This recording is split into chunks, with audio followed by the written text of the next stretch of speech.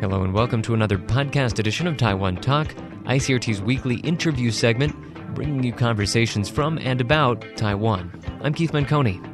Today we are continuing our once-a-month series in which we speak with Taipei Times features writer Cheung about his weekly history column, Taiwan in Time. Just to recap exactly what he's doing here, each Sunday he finds an event in Taiwan's history books that took place during the following calendar week. So, if he's writing in the second week of June, then we'll hear about something that happened in the second week of June, maybe way back in the 1920s or in the 19th century or earlier. Who knows? He finds that event, then he serves up a bite-sized history lesson on that event in his column. Very interesting work that he's been doing. Here on the show, we're just basically podcastifying his work, having a little conversation about it, and also talking about how these events that took place so many years ago relate to current events in Taiwan today. So, for example, last month we heard about Taiwan's first female doctor. We also heard about a Taichung well that's believed to have mystical properties. And we heard a little bit about the last-ditch resistance as Japanese forces took control of Taiwan. Those were all June events. This month we're moving on to July, and we have a whole bunch to get to, so we're going to get to it. Here's our conversation.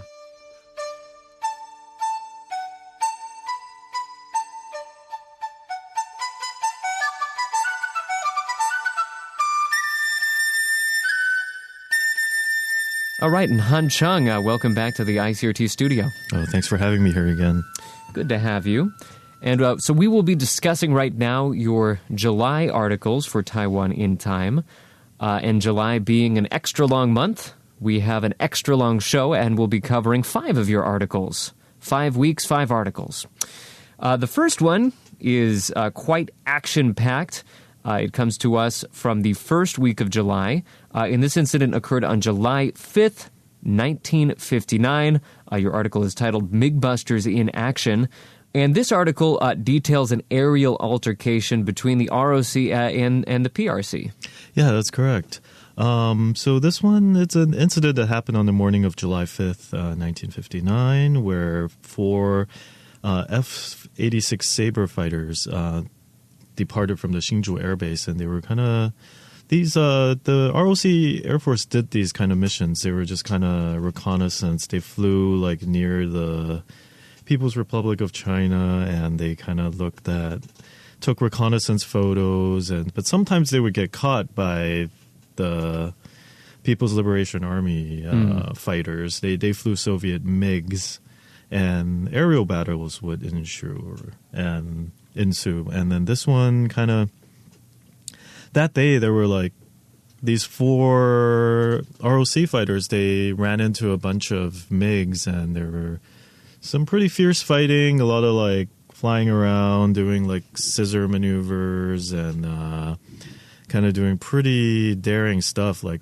flipping the entire plane around. And and in the end they downed at least 4 MiGs before coming back. All right, so that is an exciting incident in and of itself. You kind of looked at the documentation of, I guess, what was basically a dogfight. But let's take a broader look at the context in which this all happened, provide a little bit of a Taiwan history lesson right here. And basically, the bottom line of what we're looking at right here is this is an incident that took place after the end of the Chinese Civil War, during a period that we normally think of as, a time of relative peace. But it's important to mention that these sorts of skirmishes were occurring fairly regularly between 1949 all the way up into 1967.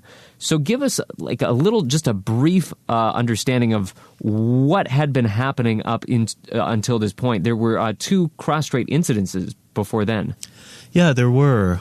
So a lot of it seems like the nationalists just kind of retreated after the end of the Civil War in 1951 to Taiwan, and then they were kind of kept separate. But there were actually quite a few incidents that were going on, like the first Taiwan Strait crisis and the second Taiwan Strait crisis. The second one was in 1958, and that was the last major battle between the two sides that took place on mostly on Jingmen when and when the two sides were shelling each other. Right. And there were also aerial battles and other Jingmen in things particular, going on. of course, that famously has led to a brand of knives that comes from the steel from those shells all those years back. Right. Yeah, so actually fighting kept going on. And then 1958, the second crisis, that kind of marks the last major battle between the two sides. But I wanted to look at, but then I noticed this battle took place in 1959, which was after that. So I was kind of looking at, so actually there was more fighting after that. In fact, there were aerial battles of this sort all the way up to 1967. And after that, it just kind of tailed off. The Taiwan's international standing was getting not too great. And then China was stuck in like the famine from the Great Leap Forward and other disastrous policies. So things kind of stopped in 1967.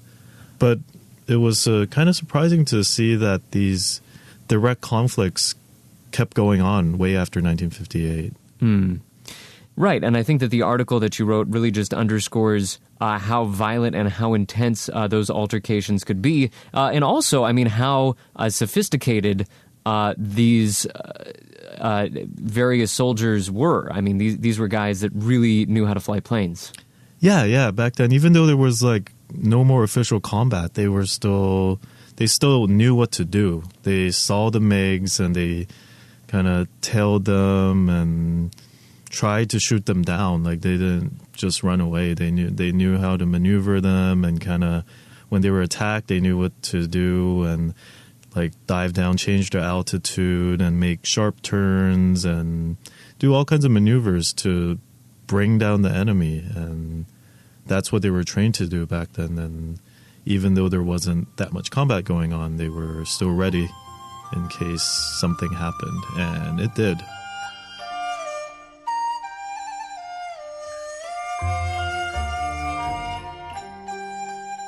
All right, and we move now to the second week of July, your second article for July, and an incident that occurred on July 13th, 1949. You detail this in the article entitled Students, Soldiers, and Spies.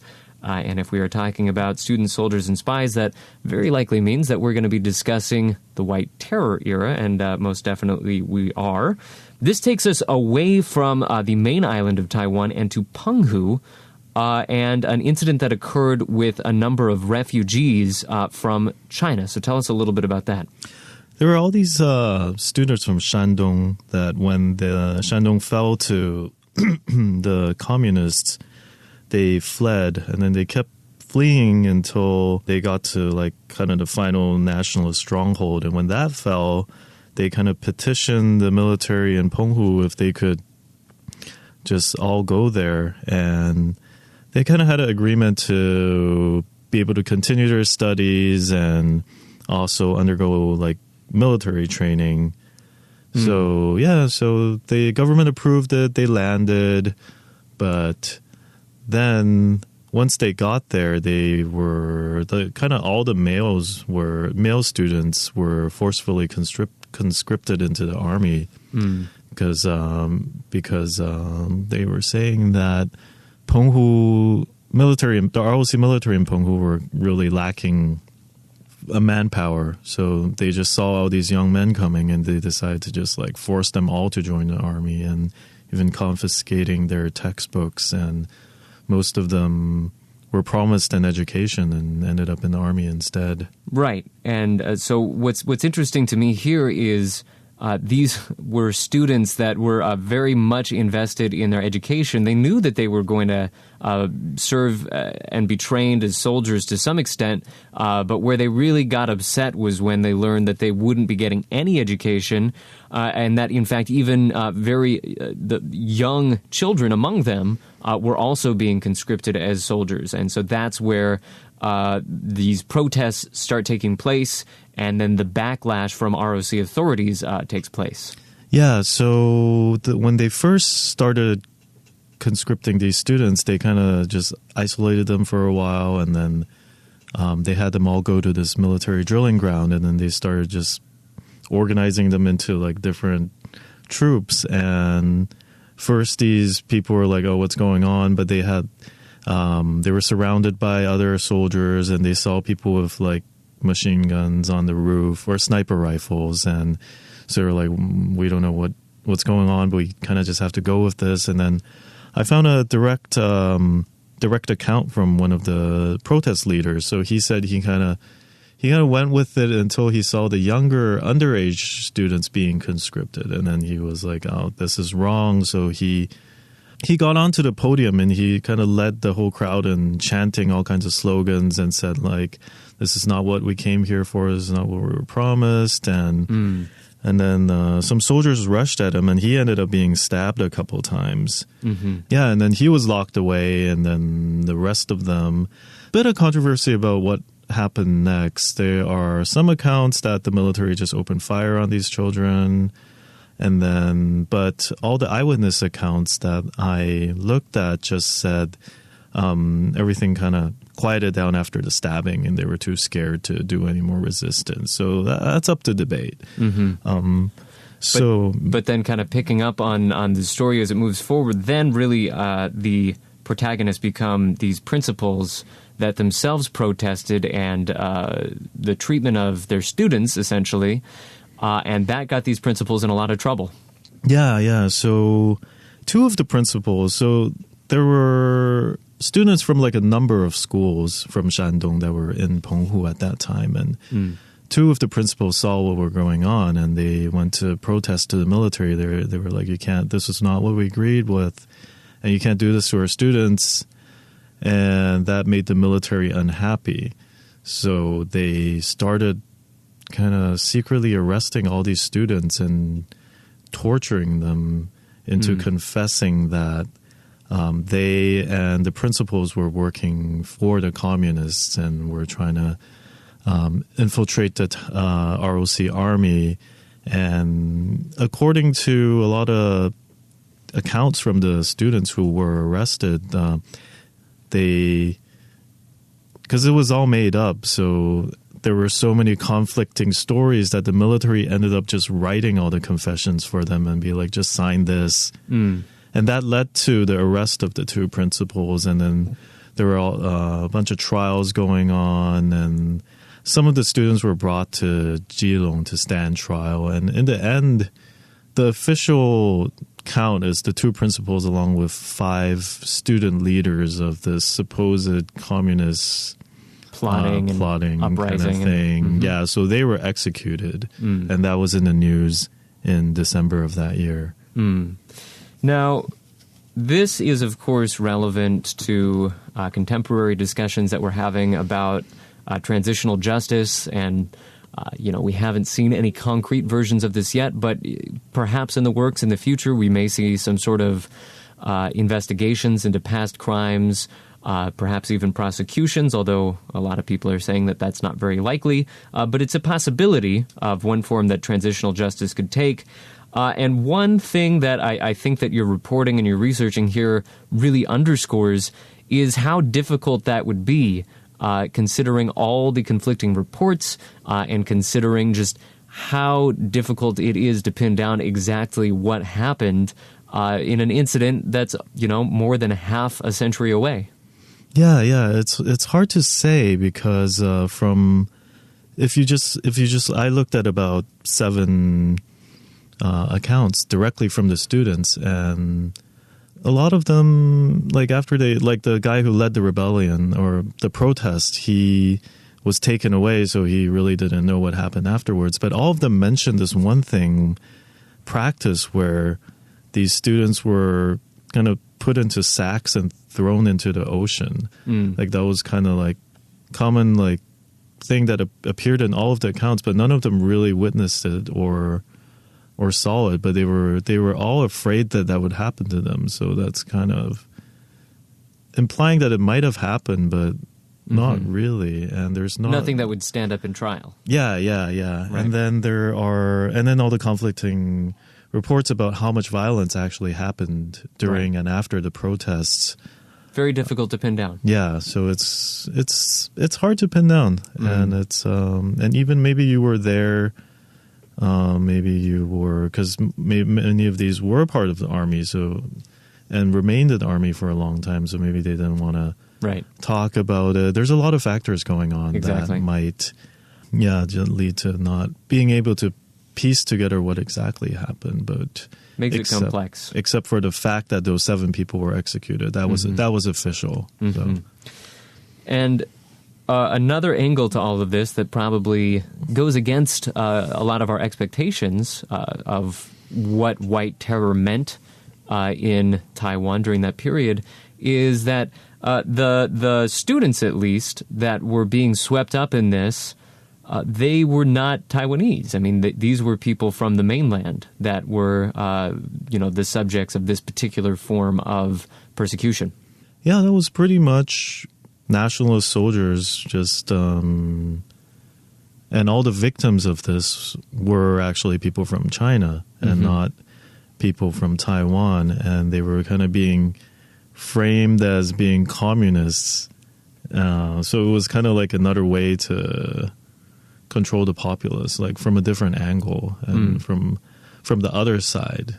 So you kind of accuse Taiwanese of rebelling or against the nationalist government, and then you can, when you want to deal with the people from China, you can accuse them of being communists. So, is this an incident that's still brought up regularly in terms of, we have the 228 incident, we have the Kaohsiung incident in the 1970s. There are certain incidents that play very strongly in the contemporary historical imagination. Does this fit into that category? I think it does. I mean, it doesn't receive as much attention, but there are still memorials and things and events every year for what happened, like at the site on Penghu, and there's a monument there, and so it's still remembered and it's still considered an important event because it kind of presents the other side.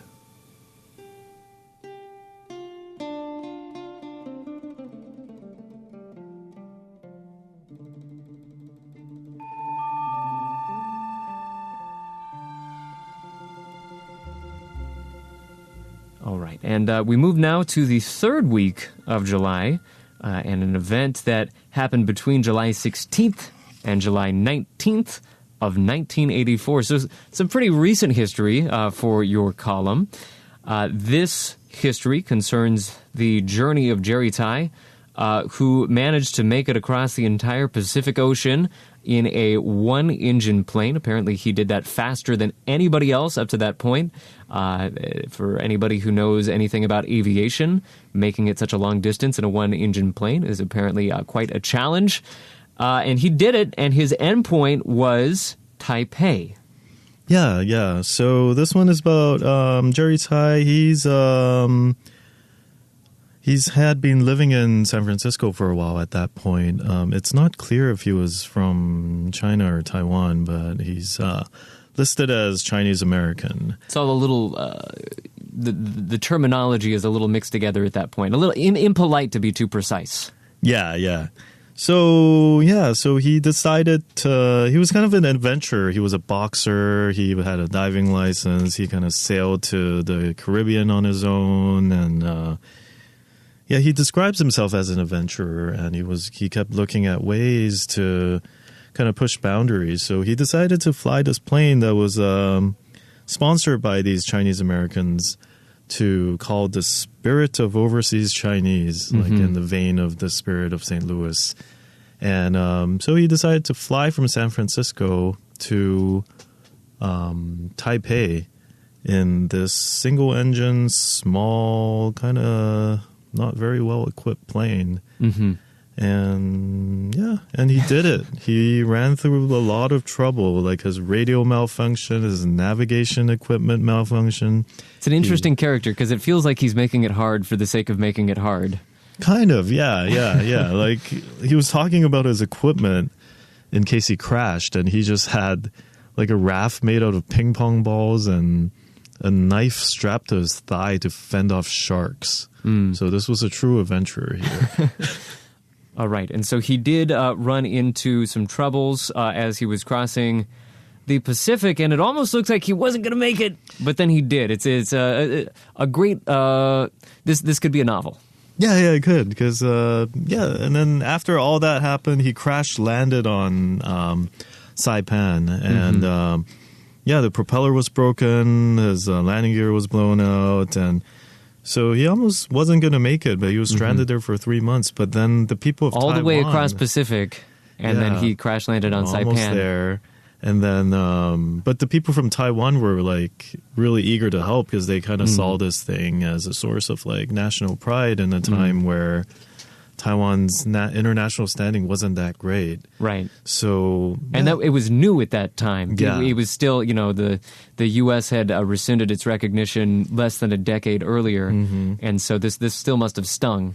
Yeah. So it was kind of like a big thing for them. So these airline companies just jumped in. They sent people there, and the bank donated money, and and then the parts came from San Francisco, and then everybody just got his plane back together, and then he made the last 11-hour journey, and then finally landed in Taipei on July 19th, 1984, to a huge procession. There was like a brass band, and people were welcoming him, and he was like really like a kind of hero.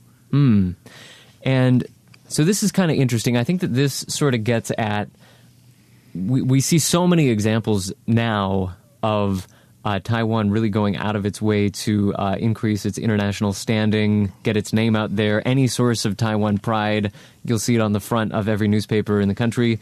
Would this be one of the earliest examples of that, perhaps, or does that tradition go back even farther? I think that tradition goes back even further, like with the Olympics, and like a lot of it was like international sporting events with like like Yang Chuang and like other people like that. But this was definitely a continuation of that, and definitely pretty significant in a time where people weren't feeling that great about themselves or the country itself. So, yeah, it was definitely part of this kind of light of Taiwan thing where, yes, it was just a source of pride. And the president met with Jerry Tsai, and so it was that big. Yeah. Yeah. So Jiang Jingguo met with him, and he ended up donating the plane to Taiwan. And you can still see it. Yep, you can still see it. It's in what museum? It was in the Zhongzheng Aviation Museum, but that's under renovation now. So it is on a naval base in Taoyuan. So you can still see it if you sneak into a naval base. Yes. Which we are not recommending.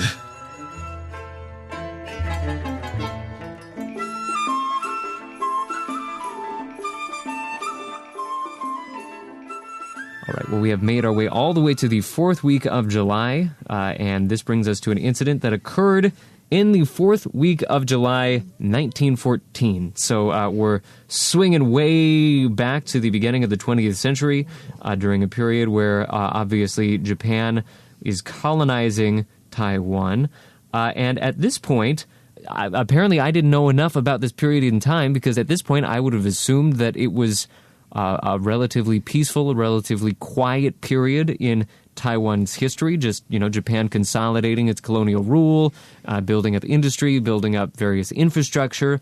But the incident that you are detailing is, in fact, quite violent. Yeah, it is. What was interesting was, like, from last month when I looked at the whole battle that the Taiwanese people organized to resist the Japanese when they came. That was kind of a surprise. Like, Taiwan just didn't go down just like that. And in fact, it took much longer because after they conquered Tainan and kind of pacified, there were still like Han Chinese rebellions going on, and they had to deal with all of that. Right. And then, of course, last month we kind of detailed some of the resistance that occurred, directly after the arrival of the Japanese, and we talked about how it didn't take long to put that direct, immediate resistance down. But right, you're saying here there were sporadic uprisings that lasted for a decade afterwards. Mm-hmm. And then, so you're looking at up to 1915. That was finally when the Japanese felt they had. It took them 2 decades to kind of establish solid control over the whole country, because before there was Han Chinese, and then once they took care of that, they still had the entire Aboriginal areas to control, which those weren't even under the control of the Qing dynasty, even before the Japanese. So this would be the first time where some external authority had been imposed on those regions. Yeah. And at first, when they were still dealing with all the Han Chinese rebellions, they kind of just blocked off the Aboriginals with, like, they called them guard lines. So it was stations with, like, guards and barbed wire, sometimes landmines and all that kind of stuff. But later, they started to use these lines as a way to, like, encircle the Aboriginals and kind of cut off their resources and limit their land, and they kept pushing forward. But after 1910, the governor, Sakuma Samada, he decided to get aggressive. So, even more aggressive. Yeah, he was like, we're gonna this encircling and kind of enticing them to give up their guns, and either by intimidation or, like, for coercion or like for resources or whatever. This is not working, and so we're just gonna take the fight to them. Take the fight. So he started a bunch of campaigns starting in 1910. He had a 5-year plan, and by 1915 he wanted to kind of control all the Aboriginals. So he started, and then this one I write about, which took place between May and August 1914, is the biggest one, and it could possibly be one of the biggest Japanese kind of expeditions in Taiwan, because the more famous Wushe incident, that required about 2,000 Japanese troops to put down. But this one, they had a combined force of about 10,000 soldiers, police, whatever, other people were carrying supplies and that kind of stuff. So, yeah, and then their target was the Truku tribe, which had been causing them trouble since 1896 and were considered one of the fiercest Aboriginal tribes. And they attacked with 10,000 troops? Yeah, they attacked these villages, and the Truku tribes, the different villages had a combined force of probably around 3,000 men. And the Japanese decided that it took this many, it would take this many people to take them down. And they did. And so they just went into the mountains. There was a lot of fighting going on, but by, like, late July, it had mostly subsided because the Japanese had superior manpower, equipment, and everything. And their main goal was just to get these tribes to give up their guns and surrender. So a lot of them did, and the battle ended in August. And it's considered that after that, the Japanese pretty much had control over all of the Aboriginal areas in Taiwan.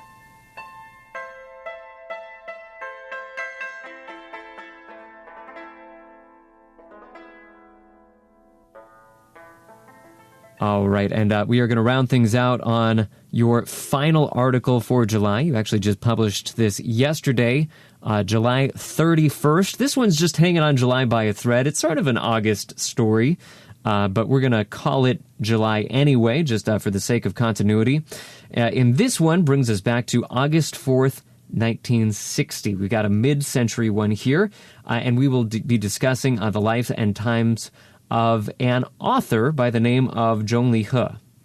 Yeah. So he died on August 4th, 1960, but he was born in 1916 during the Japanese era. So this is kind of like a continuation, maybe it kind of corresponds with what I wrote last month about Wu Zhuoliu, who was a Taiwanese author during the Japanese era, and he felt discriminated by the Japanese in Taiwan, so he fled to China, and then he kind of felt that Taiwanese weren't that welcome there either. They were seen as like Japanese spies, so he came up with this term, the orphans of Asia, to describe the Taiwanese people. And Zhong Lihe has a similar story, but his is much more dramatic. He went for different reasons. So he was born to a wealthy family, and then he was working on his father's farm, and he fell in love with a farm worker, and they were forbid to marry because they had the same last name, which was a big taboo back then, especially among the Hakka people. So, and that must have been kind of challenging because I mean, there's a lot of Ma's, there's a lot of Chuns, there's a lot of Wangs in Taiwan. That's a lot of cute, significant others that you're cutting yourself off from. Exactly. So. Yeah, and back then it was just kind of you follow tradition, but this guy wasn't willing to. He's like, all right, like, so he kind of just cut ties with his family, and he went to China first to kind of get some technical training and find work there, and then he came back a year later in 1940 and. Then took his lover, and they went on a boat and went to China to start their new life together, and despite the opposition of both families. And so you detail that he had kind of idealized to a certain extent what quote-unquote the homeland would be like for him. I mean, he saw this as the source of his lineage, the source of a lot of his culture, and he was expecting it to be a great experience to go there and experience it directly. But much as we heard from that historical figure from last month, what he discovered is a similar form of discrimination to what he was experiencing in Taiwan. Yeah. I think first he got there, he was kind of disappointed with how China was because, it was overrun by the Japanese. So a lot of Chinese people were living in poverty. They kind of weren't always the nicest people because of their living conditions. And so he kind of wrote about his disappointment with his and kind of started separating himself from the Chinese people. But what really the final blow was when the Japanese lost the war, and all the Taiwanese in Beijing, there were quite a few Taiwanese in Beijing, and a lot of them were there working for the Japanese. But when the Japanese lost the war, they started celebrating, and they were kind of like, yeah, we got rid of the enemy and our conqueror and like our colonial masters. But they realized that the Chinese people didn't fully trust them because they were Japanese citizens. A lot of them were working for Japanese. And so he wrote this story called The Sorrow of the White Sweet Potato. And he details how he feels like the Chinese government or the Chinese didn't really care about the Taiwanese, and he just felt discriminated. And he wrote about how if you were Taiwanese, you would try to hide it back then because otherwise you'd be seen as like a traitor, like a Han Chinese traitor who was like working for the Japanese. So you even had to conceal your identity, and he was really disappointed by that, and so he had no choice but to return to Taiwan. And so this story does very much mirror the one that we discussed last month that you mentioned just a second ago. What would you say would be the contrast between these two? I mean, what attracted you to the Mr. Zhong Lihe? What do you feel like you got away from this one that you didn't get away from last month's? Well, this one, I think it's a lot of it is the character of this guy was kind of interesting, how he would defy tradition, and he wrote a lot about that. Like he would just write his mind, and like he wrote a couple stories about people being forced into marriage and deciding whether to seek their own happiness or to sacrifice their lives for tradition. And so he wrote a lot about that, and you could see his ideals. And it was also interesting that even though he was educated in Japanese, he insisted on writing in Chinese throughout his whole career. Even he didn't really have that much Chinese education. And also his kind of fascination with China, like fascination with China as like the old country where his grandfather's grandfather came from. And he always had this like fascination. And then it's his character. Like he's growing up in part of Taiwan, which is part of Japan, but he insisted on learning Chinese, writing in Chinese, identifying with China, and also rebelling against the traditional values and all kind of. So he just wanted to find his own freedom and be his own person, and so that kind of drew me to him and his life.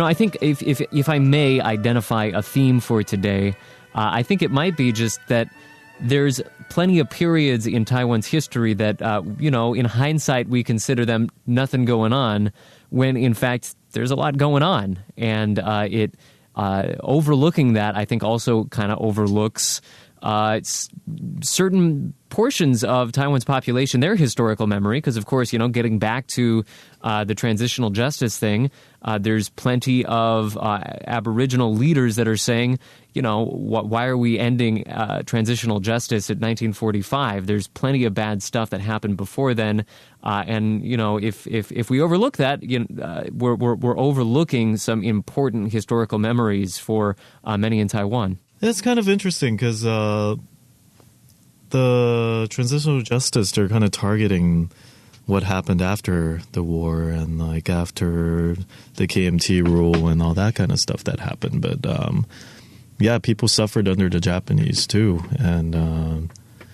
you don't really look that much at that. I kind of noticed, or kind of look at like all the things that happened, like during like 50 years of rule. Like the first 20 were pretty turbulent, and I just think we need to pay attention to that as well and look at what happened and just know that Taiwan didn't go down without a fight. And it's interesting, I mean, even just kind of tiptoeing into this conversation just a little bit, I mean, I kind of feel like we're treading on controversial ground. It shouldn't be, because we're just saying, these are things that happened and, they should be remembered and recorded. But do you feel that pressure when you write this column, just the idea that everything you write is going to be looked upon through a contemporary lens, and it's either going for or going against some narrative that's important in some political controversy? Do you feel that pressure as you write this stuff?